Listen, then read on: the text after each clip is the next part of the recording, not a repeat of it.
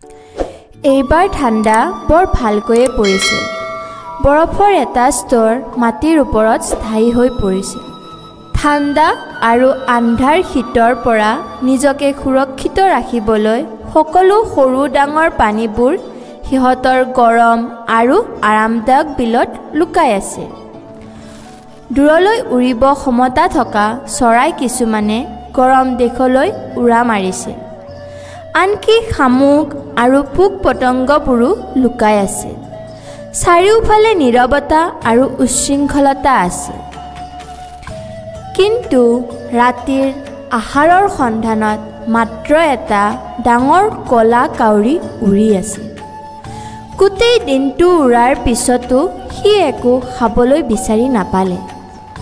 ভাগৰুৱা আৰু ভোকাতুৰ কাউৰীটোৱে দুখেৰে ক'লে, এনে লাগিছে যে মই আজি ৰাতি ভোকতে শুব লাগিব।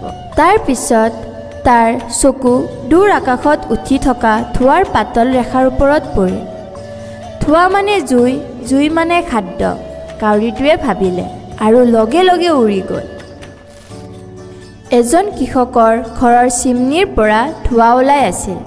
কৃষকগৰাকীৰ পত্নীয়ে তেওঁৰ পৰিয়ালৰ বাবে খাদ্য ৰান্ধি আছে। ষ্ট'ভটোত ধুনীয়া সুগন্ধযুক্ত খাদ্য ৰান্ধি আছিল। টেবুলত গৰম গৰম ৰুটি ৰখা হৈছিল আৰু খিৰিকীৰ মুখত মাখন আৰু চীজ ৰখা হৈছিল।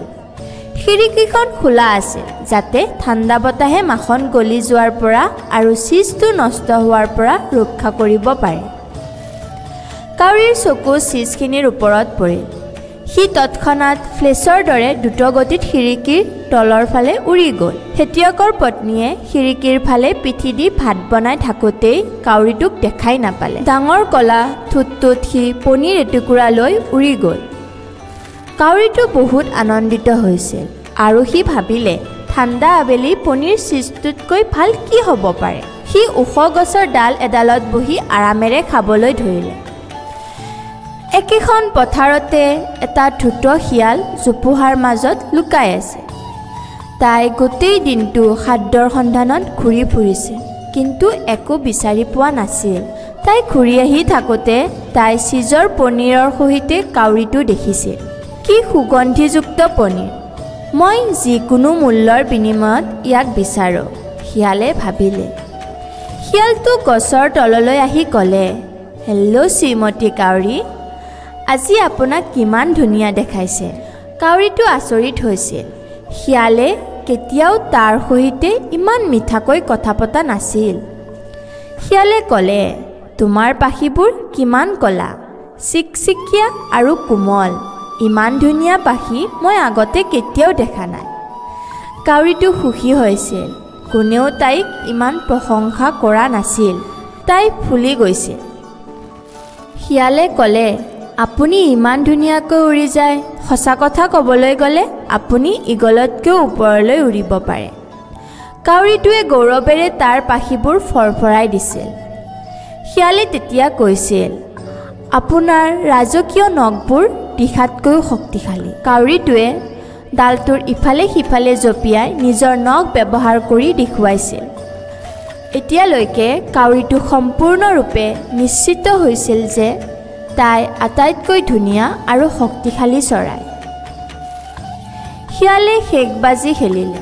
শ্ৰীমতী কাউৰী, মই এতিয়ালৈকে তোমাৰ মাত শুনা নাই।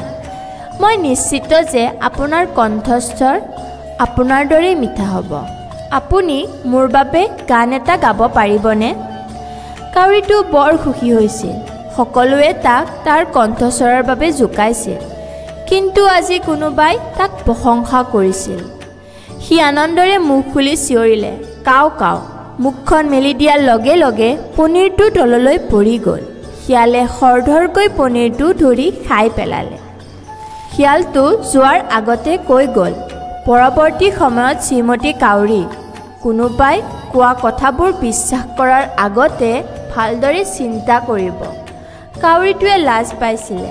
তাই নিজৰ মূৰ্খতাৰ বাবে অনুশোচনা কৰিবলৈ ধৰিলে।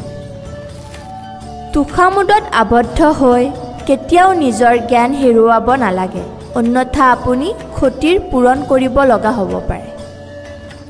কাহিনীটো শুনি চাই কেনেকুৱা লাগিলে কমেণ্ট কৰি জনাব। ভিডিঅ'টো লাইক কৰিব আৰু নিজৰ আত্মীয় বন্ধু বান্ধৱী সম্পৰ্কীয় সকললৈ কাহিনীটো শ্বেয়াৰ কৰিব। আগলৈ এনেকুৱা কাহিনী শুনিবৰ বাবে চেনেলটো ছাবস্ক্ৰাইব কৰিব। বেল আইকনটো ক্লিক কৰিব যাতে আপলোড দিয়াৰ লগে লগে আপুনি নটিফিকেশ্যনটো পায়। আগলৈ আকৌ আহিম নতুন কাহিনী এটা লৈ। তেতিয়ালৈকে সুস্থ থাকক, সবলে থাকক আৰু আনন্দৰে থাকক। থেংক ইউ আজিৰ বাবে।